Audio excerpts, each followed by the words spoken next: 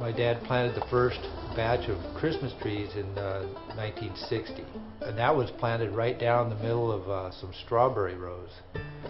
So he actually had 10 acres of strawberries and 8 acres of raspberries going for a number of years, and then we just planted the trees right down the strawberry rows and picked strawberries for a few years while the trees were small.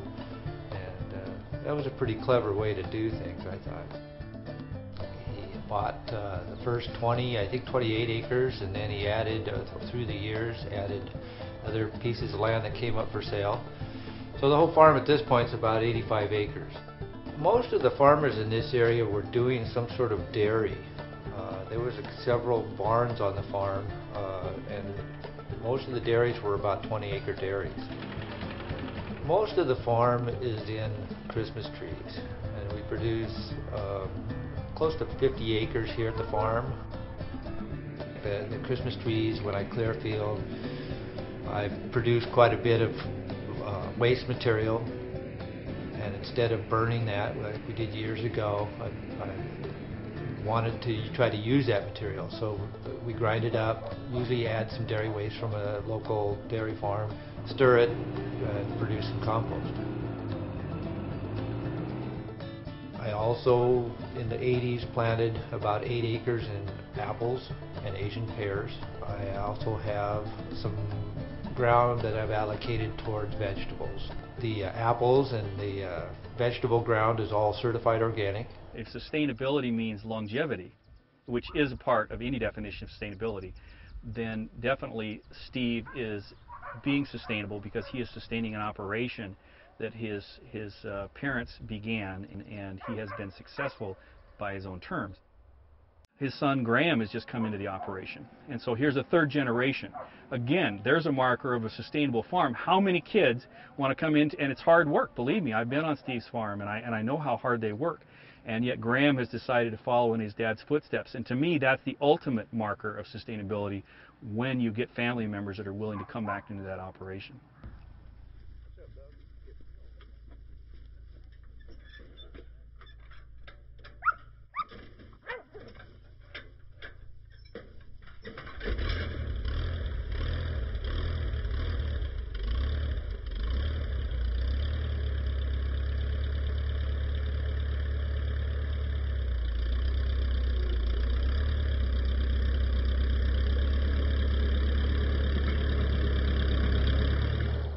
Normally they'll get stored in the cooler for about a month, sometimes a little longer, before they're sold.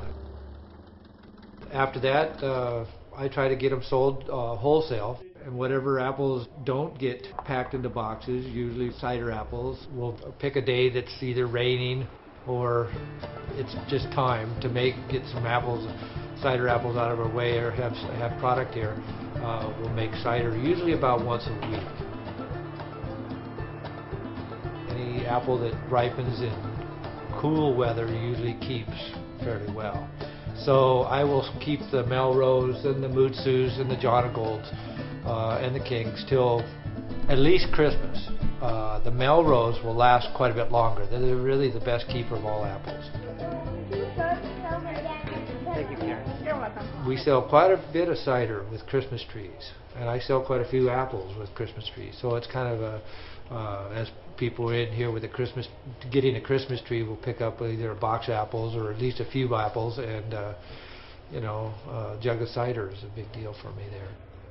I really enjoy watching families come out to pick their tree. The kids definitely get extremely excited, although adults, I've seen people that are definitely into decorating their Christmas tree, and they all spend all day long out there searching for the perfect tree for themselves. My dad was one of the first to explore Christmas trees. I think that was in 1960. So that was our first crop of Christmas trees. It worked well. Then we were ready to plant about another 40 acres, I believe, that he, over the time he'd picked up other pieces of property. And he died. Steve was left with all those trees unplanted, and some of the ground hadn't even been finished plowing yet, so I went down with our tractor and finished plowing one of the fields, and then we hooked up a tree planter on the back of our tractor, and there was some ladies and some of the Boy Scout troops that took turns planting trees, and we got all those trees planted, seemed like in record time. 'Twas grace that taught my heart to fear. I keep thinking of that time when, you know, it was a rough time when your father dies, and I was 16 at the time, and my mother was devastated, and all the neighbors and people from all over the community came to help plant these trees. The hour I first believed. 40 acres is a lot of trees to plant. Usually you can fit about 12 to 1,500 trees per acre. So that's the number of trees. That